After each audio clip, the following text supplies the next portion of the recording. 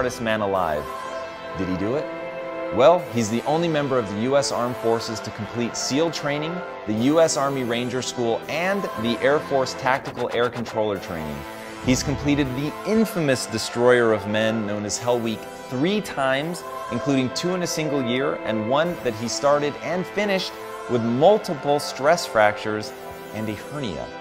He served in combat in Iraq, was the bodyguard for the Iraqi Prime Minister. He once held the Guinness World Record for most pull-ups in 24 hours at 4,030. He's run 8 consecutive 100-mile races over 8 back-to-back weekends. He ran over 7,000 miles in a single year, and that is the equivalent of running 267 marathons. I think it is abundantly clear that this man is a self-made beast. So please, help me in welcoming the man who once ran an ultra-marathon with pneumonia, the king of no excuses, David Goggins. If you can develop a psychology of resilience in yourself, you don't have to be optimistic or fake, you can be real. The realness is whatever shows up, you are larger than anything that can happen to you. You are larger than any financial challenge you could ever face.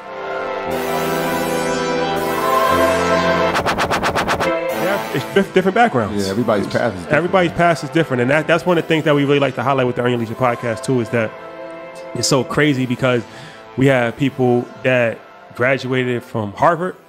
We got people that come off the street corner, right? School of Hard Knocks. About to say it, man. The beauty of it is that education can't be measured in just one particular way. Right, it's limitless. Like, there's no walls to it. Exactly. Facts, you know what I'm saying? Exactly. So my man Wall Street Traveler is a perfect example of this. So I'll give the people a background. So you learned about the stock market while you was incarcerated.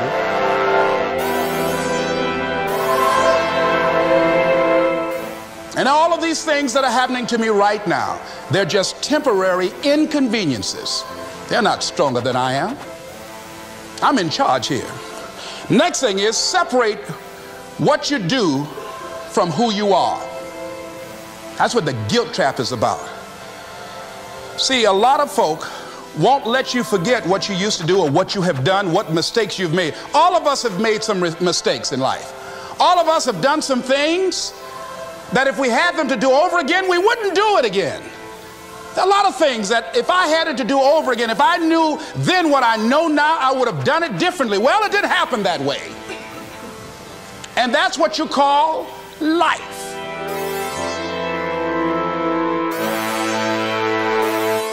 Amazing. All right, forgive me guys for going on this soapbox. This is unbelievable.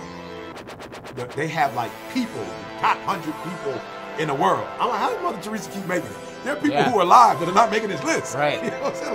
Like I'm not trying to be funny, but there are people who are alive, and even in her death, she's still, her numbers, her stats are still better than people who are alive and active and well and doing what they're doing. So it's like a Walter Payton. She's like a Walter Payton, you know, in her own right in terms of a humanitarian. So, so again, some of the people that you mentioned, 3 or 4 years, with Mother Teresa, Martin Luther King, you know, we look at these people and we still go, wow, what humans they were, and we're still trying to be like them. So I just think in our era, and again, I do not compare myself to those people at all, but in this era, I think kids need to have a couple, you know, outliers that they can look to and say, yo, it is possible to come from where I come from and still make it to where, you know, I hope to be.